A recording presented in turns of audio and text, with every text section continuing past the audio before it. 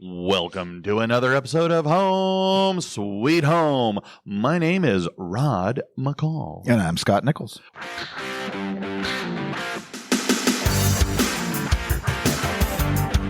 Well, Merry Christmas. Merry Christmas. This is, very exciting. I am super geeked about Christmas.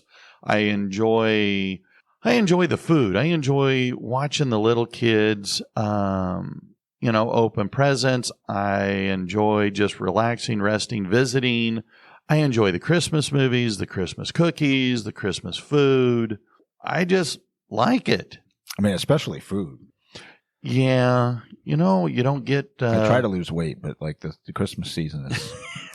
all these holidays and all the food and all the things, it's tough. That is so true. I think one of the things I like best about these next few days is everybody just seems to be a little bit happier, a little bit nicer. I find I'm actually a little more patient.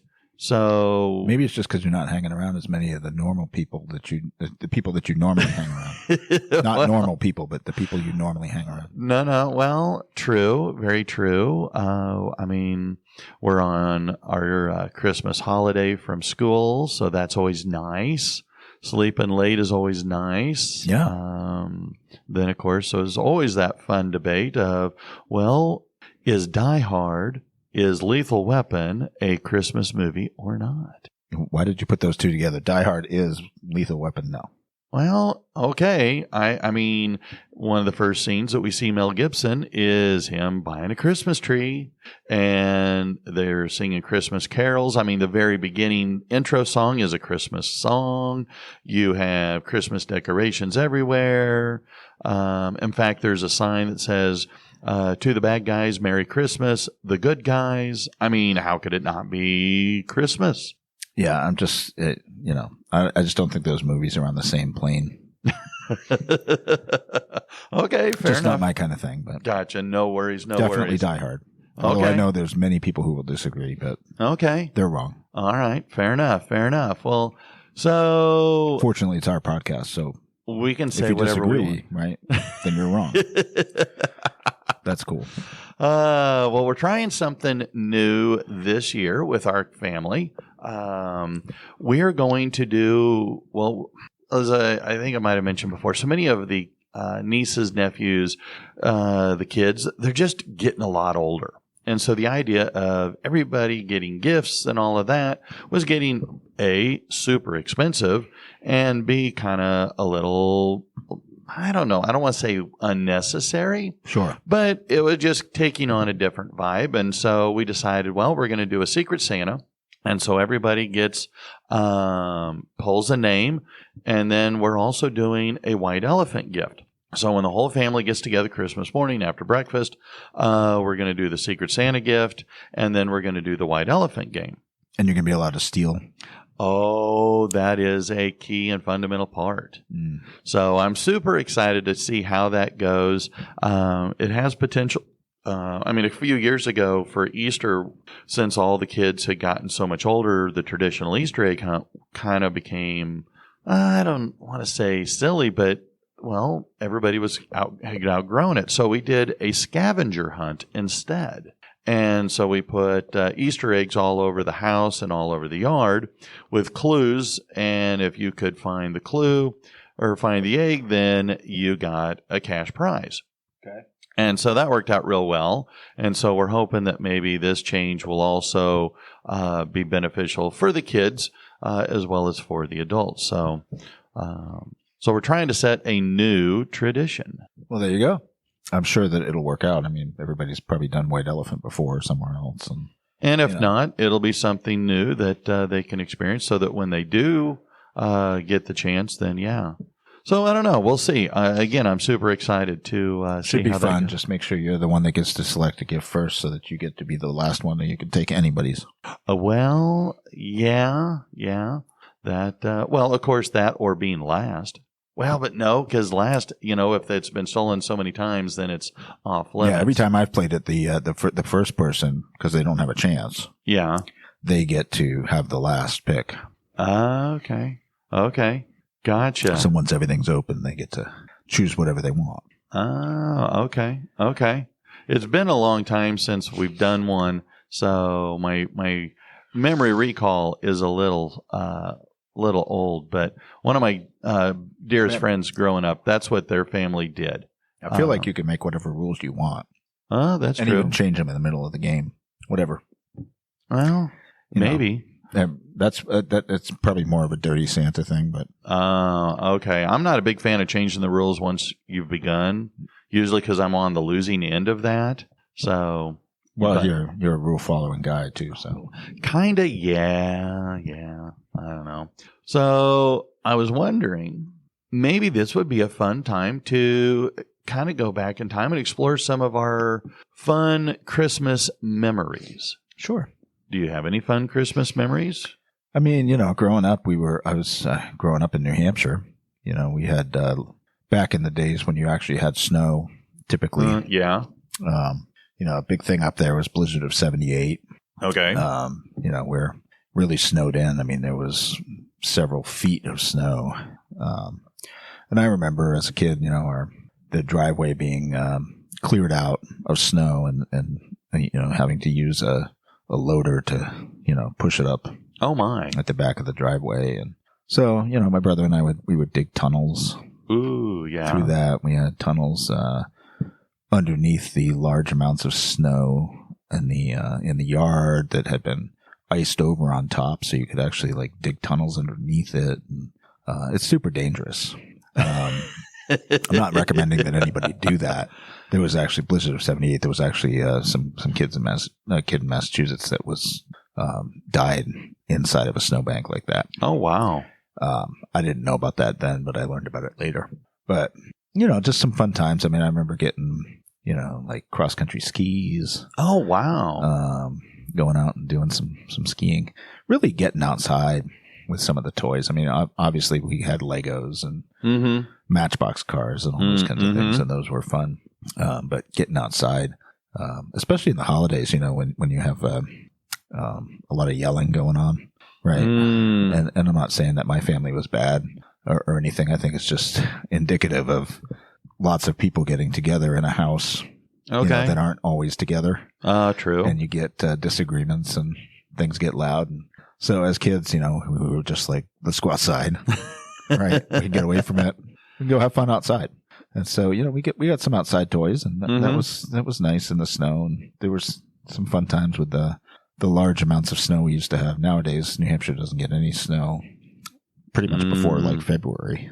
Oh wow! So it's pretty dry as far as snow goes. Okay. Until then, so but that was a good time. Yeah. Well, I remember we used to. Well, how shall I say this? We always had Christmas at home. And then usually Christmas night, we would pack up and we would head to my dad's parents' house. And we would celebrate then Christmas. We'd get there like Christmas night, or we would leave maybe the morning of the 26th.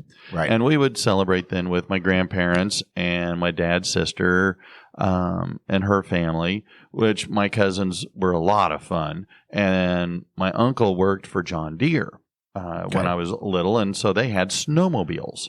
And so, you're talking about snow. We used to, there were a couple of years where we would go snowmobiling, and that was a blast. I mean, being, 12 years old, 13 years old, cruising around either on the front or on the back. Sure. Yeah. Snowmobiles are great fun. We never had those, but in later years, in teen years, I had some friends that had snowmobiles. Okay. And so we would go do that, but I wouldn't say it was necessarily Christmas time. Gotcha. Well, because there wasn't a lot of snow by then.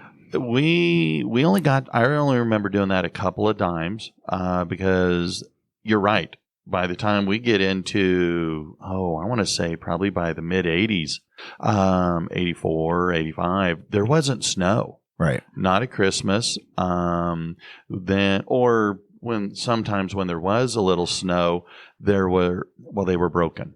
Right. And so we didn't get to go. And then, of course, there was the Christmas when we were out there that, my cousin and I got 22s. Nice. No, not 22s, BB guns. We got BB guns. Oh, And that's so not quite as good. Well, we got 22s. Red Ryder. No, they weren't Red Oh, Riders, man. but they were BB guns. We got the 22s later. But we took off and we ran up to, because my grandparents lived out in the country. Sure. And had a nice big farm, 80 plus acres, big barns, outbuildings. I mean, all this stuff was built, before the turn of the 20th century. Yeah. And so, I mean, tons and tons of fun, goofing off. Anyway, we go up there and my grandfather had, and again, I was a knucklehead. But he had a 1947 Ford pickup truck, split window. And so I didn't realize at the time just how special of a truck that was. Right. So anyway, so we go up to we're hanging out in the split windshield. Yes, split Yes. windshield. Yeah. And so anyway, we're up in the barn and we're hanging out and we're pot shotting this, that, and the other. And anyway, I don't know if it was me or my cousin, but we took turn. We finally decided, hey, well, let's go shoot the truck. And so we started with the headlights, and well, we couldn't tell. And then it was kind of like, well, let's shoot, different parts of the truck. And then we were shooting the tail lights, and then we started shooting the side windows. And anyway, then it was time to go home. So we pack up and we head home. Well, then my grandfather had gone up to feed the animals at night, and he saw what we had done.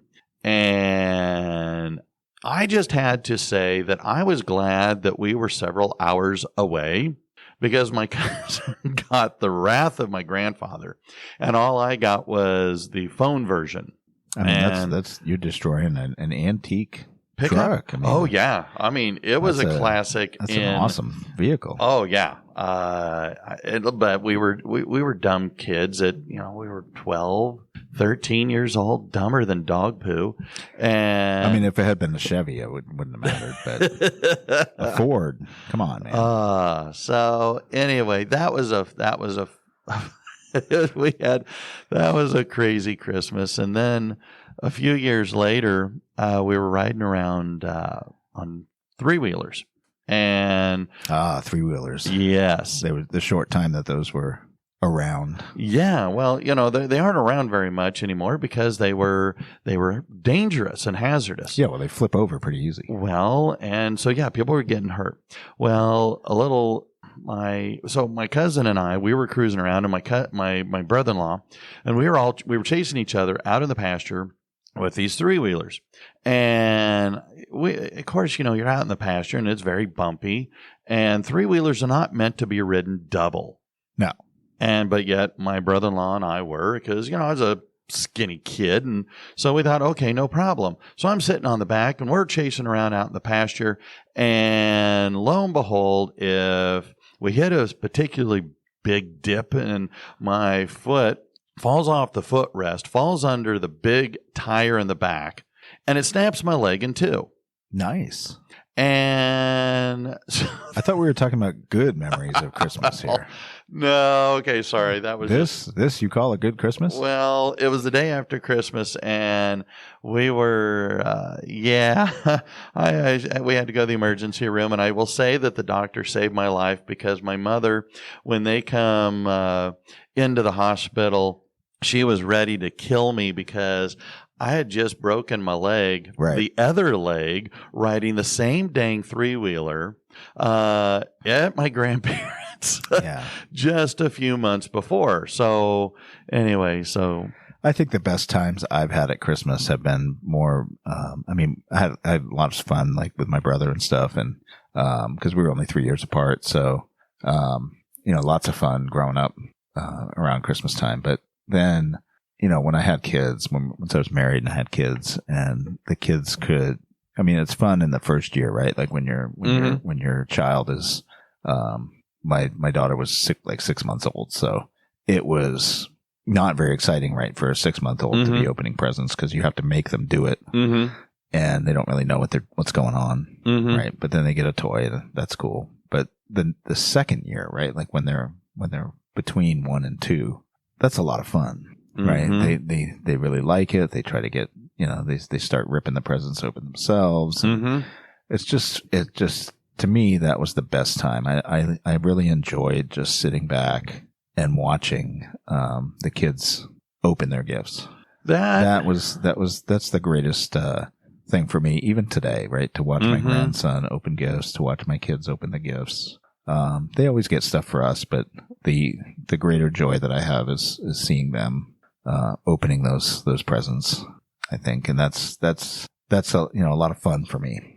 I manage the garbage and all that stuff too, right? I probably make people mad or annoyed as I try to collect all the garbage constantly, but try not, you don't want to get toys lost in the garbage. And I don't save any, like you talked about in the previous episode, how your parents saved everything. Right? Yeah, I'm a little bit removed from the Great Depression generation, so I don't save any of that stuff. I throw it out. We don't save like we used to. But no, I will say that when you're a kid, Christmas is fun and it's magical. I will say that when I got into my college years, 20s, it was okay, but it had lost a lot of its luster. But you're right. Once you have little kids, when Eric was born, again, his first Christmas he was 2 months old, but you're right. Christmas became more about the little kids. Yeah. And it was fun, when I joined Sherry's family, because they had, there's probably 10 little kids running around, and the joy and excitement of Christmas, and, using the NORAD tracker for Santa. That was so much fun. Now that, and that has been, I don't know, as an adult, I will say you're absolutely right. Christmas is about the little kids. They bring the joy and the magic and the excitement. At least that's for where me. The fun is, right? Like usually we don't even really buy that much gifts for us anymore because, we have the money. We know what we want. We're not going to wait till Christmas to get it. So we're going to buy what we want. By the time we get to Christmas, it's like we don't know what we want because we already have everything we want. Pretty much. So it's not a big deal, right? But for the kids, there's always something. Like when we were kids, it would be like the Sears catalog. Like look at the Sears catalog and circle things that you want or something like that. The Sears, the Pennies, the Montgomery Wards. But nowadays we do get like a Target catalog. Yeah. That comes in the mail. And so, we had our grandson sit down. My wife did it. And he went through and he looked at some things that he wants. So, we tried to do that kind of a tradition again. And so, that helps us know what he wants because we don't see him every day. So right. He definitely doesn't want the same things that he wanted last year. So, cause he's getting bigger. So, but seeing him open those things on Christmas Day or seeing my kids, even though they're adults, getting gifts from us, from each other, our kids took to the giving really well. They tried to outgive each other. They try to, make sure that each person they're buying a gift for is getting something that's meaningful and not just something that they picked up on an end cap in a store. Sure. Right? And so they really got into that, and somehow we got that into them, and so they like to do meaningful gifts. That's exciting. One of the you talk about other memories. My mom and dad belonged to an organization called Marriage Encounter. Yeah. And and they did this back when I was probably, they got involved with that when I was maybe 7 or 8, maybe somewhere around then. Right. And I remember one year, and there was a bunch of folks from our church that they also were involved with Marriage Encounter. And so we would have family gatherings and fun stuff with all of them. And I remember one year we got together and we went Christmas caroling. And I don't know, one of the ladies, she was a school bus driver. And so we got a school bus and we all piled in. And we went to nursing homes all over my hometown of Lawrence, Kansas. And that was so much fun. And when it was all over, we went back to somebody's house and we had hot chocolate and cookies and candies and stuff like that. But I remember that I don't remember doing it more than maybe twice. Right. But that was one of the funnest memories of doing something for others. You know, we've talked before about how spreading the Christmas joy. Right. And of course, in the movie Elf, he talks about the best way to spread Christmas joy throughout the year is to sing Christmas carols. And I have to say that was a lot of fun. And I truly agree with that. Yeah.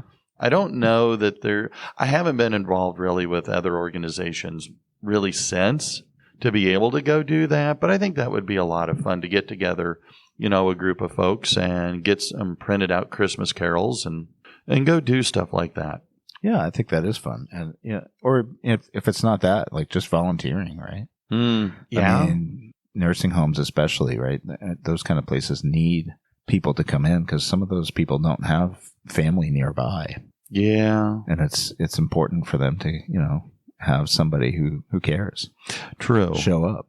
But that was a fun. I mean, we still talk about that as a family. About those couple of Christmases. That was a lot of fun. Yeah. I remember one year, one of my older sisters you mentioned Legos. She had been begging for Legos. Yeah. And I didn't really fully understand what Legos were. Back in the late 70s, Legos were nowhere near like they are now. I feel like they were popular, but maybe not that popular. I mean, I also had an Erector set, right? Oh, okay. So. I didn't have something like that. Anyway, my sister had been begging for Legos, and my mom and dad got Legos, but they gave them to me instead of her. And so that was it was an accident, but I got introduced to Legos, and I loved building Legos. Yeah. That was, I could spend hours playing Legos. But did you build by the instructions or did you build on your own? Well, this was, again, it was a generic set of red, white, and blue Legos. And they were just bits and pieces. So you could make an American flag. You could. But they were not. It was a big box, a rectangular box with there was nothing really you could make. I mean, you could make like a house. Yeah. But other than that, like I say, it was nowhere near like what you find today where that you could build something specific.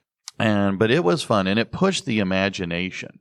Yeah. And like I said, I made all kinds of stuff from planes to spaceships because, you know, this was after Star Wars had come out. And so that was like. I mean, to this day, I have most of the Legos that I had back then. Really? And I just have them in a huge tub and they sit in my living room. And when my grandson comes over, he goes for them and he opens it up and he just starts building whatever he wants. Yeah. And it's fun. Yeah, especially sitting with them. I don't have any of the instructions. No. There's lots of sets in there, right? Yeah. And I could probably go online and get some of the old instructions and then, build something that I used to have. Yeah. Or something I never had because I have so many pieces. I probably have enough to build something that I never even bought. Yeah. Right? But, it's fun, and I have road pieces and stuff. So that was always fun, when I was a kid, and we got Legos and we got, road pieces, and we would, my brother and I would lay it all out and build, police stations and fire departments. Oh, wow. And, you have a whole Lego town. Okay. He's much more into it even still than I was. I mean, he's got probably hundreds of sets. He's built huge tables in his house for Legos and, Oh, that's so our cool. kids have even played with his Legos. So, oh my, he's much more into it. Some of our colleagues are very into that's it true. as well, that's true. So. Well, one of the things, part of the divorce group is we enjoyed, we would do family, how shall we say, during Christmas, during the divorce group, we would get together a lot of times and talk, do stuff so that we weren't by ourselves and lonely. And so we would talk about different family traditions. And one of my good friends, his name is Klaus, was born and raised in Germany. And he would tell about family tradition in the small little German town he grew up in. Yeah. And they would go around to different people's homes. And he said there was a little old lady. She could barely get around, but she would come and knock on your door, and she would say, "Oh, you have such a beautiful Christmas tree." Right. And the tradition was, if somebody congratulated you and commented about your Christmas tree, well, you invited them in and you gave them a shot of schnapps. Nice. And he said that little old lady, he said invariably by the time she made it to their house, she was snockered with all of the shots. And so to this day, every time I see him, I'll say, "Hey, you know what? I sure love your Christmas tree." Right. It could be March. It could be June. And then we laugh. And I've never gotten my shot of schnapps from him. Yeah. But I always thought that was kind of a funny tradition from, places around the world. So let me ask you, how long do you leave your tree up after Christmas Me, I love the tree. and your other decorations? I could leave it up a long time. But how long do you leave it up? So, because I don't get to make this choice, it usually gets taken down by mid-January. Okay. Mostly mid-January, because Sherry's going, okay, I love putting up Christmas decorations. I love having them up. It just brings a lot more happiness and joy. It does. And I feel it kind of is a little depressing taking them down. It's fun putting them up, and it's kind of like, oh, I used to okay. take ours down, right around right after the New Year. Okay. But now we leave it up pretty much through January. Okay. So it'll be the end of January before we take it down. Now, I think last year it might have even been February. oh, really? When I was in college, I get lazy now. see, there you go. When I was in college, I took the tree down because I needed the space, but I had decorations around my window, the lights and the tinsel. I left them up the whole year. Yeah. So I don't think I could get away with that. These days it's super easy too. Like I connect, because I have Alexa Mm-hmm. in the house. I also have like Siri and all that, but I have multiple, Okay. devices that can turn things on and off. But I hooked all my outlet stuff up to Alexa. So I have a schedule, right? So the tree turns on at a certain time in the morning. I make sure that it turns off around the time that I would leave for work. Okay. That kind of stuff. So, it's all automatic now. Right? You don't even have to go over and I used to have like a push button thing that I could hit with my foot. Uh-huh. Back in the day, you'd have to like lean over and grab the plug and put it in. Right? Yeah. We've gotten everything really easy now. So, I just put it on a schedule. My wife actually, this morning, it actually shut off. Oh my, so you got your tree up already. Oh yeah. See, we don't even have ours out of the, okay, I gotcha. Well, I guess it should be by the 23rd. It should be up. Yeah. One of the things that Obviously we've pre-recorded this, so. So one of the things that I was wondering, live tree, we've not talked about this, live tree or fake tree? I haven't done a live tree in, 30 something years. Well, way back in November, there was a thing, in my class, we show Seeing in 10, and they were interviewing some folks for a Christmas tree farm. And they were saying that, and that just got me thinking about, live versus fake. Because Sherry and I had done a live tree a few times, and we went to fake. And so I asked the kids, and across the board, the number of kids who had live trees across my 3 classes that day, I think I had 5 that did a live Christmas tree. Yeah. And so we're talking about 75, 80 kids, 75, 80 different families, and most of them did a fake Christmas tree. So I'm on the lazy side of things. Okay. And so I have an LED lighted tree that's pre-wired. Oh, okay. So, I just pull it out of the box. It's in 3 pieces. You just stack it up, plug it in. I'm done. Okay. Right. My wife does everything else. Okay. She'll do all the arranging of the branches and all the things that I stick an angel on top of it. I'm good. And then, our grandson comes in and puts all the ornaments on it. Okay. So, okay. But yeah, I've gotten to, you talked in a previous episode about how you like that song, 12 Panes of Christmas. Oh, yes. Rigging up the lights and I'm out on that. I'm out on that. Okay. I don't want to rig up the lights, and I don't want to take the lights down. I want to just unplug the thing, and LED is great. In the future, I probably get another tree that has option to change the color of the lights from white to color. So I can have a different mood. See, that was the other thing I asked the kids was white light or colored lights. See, I've done white lights for probably 30-something years. See, I love the colored lights. Yeah. Whether it's outside, inside, I love the multicolored lights. To me, it just sparkles a lot more. The white seems kind of blasé, but Sherry likes them both. And so we have both around the house. Well, and that's where I think a tree that you could, now that they're LED, right? There's options. There's LED options where you can actually do color or white. See, I didn't even know you could get the programmable tree lights until some of the kids were talking about it, that's what they have. But what I got most interesting out of the kids was that so many of them said, well, it's expensive to buy a new tree every year. It's more economical. And I got a chuckle because they're parroting what their parents are saying. Now, I got the fake tree because I paid $100 for a fake tree 7 years ago, and it still works just fine. Right. And it doesn't have the lights programmed into it like what you're saying. But we were spending, let's see, the 2 years we got a live tree, I think I spent $60 the first time, and then it had jumped up to $80 the second year, and I'm going, good grief. So we spent $100 to buy a fake Christmas tree, and I think I'm getting my money's worth out of it. Oh, yeah. Yeah, we did that too. But well, I think that, it's being the 23rd, and we're going to be having Christmas Eve coming up here, so I know that for me, it's going to mean Chinese food for dinner, which is great, and a little bit of It's a Wonderful Life. So, what are you doing Christmas Eve? Well, we're having homemade Italian-made sauce and raviolis. I don't know if these are from Buffalo this year or not, but fun. Well, we got chocolate candy from up in Buffalo, including the stuff they called sponge candy, which is chocolate-covered molasses that comes from this place up in Buffalo. And so, yeah, lots of fun traditions. I love it. I love the family time.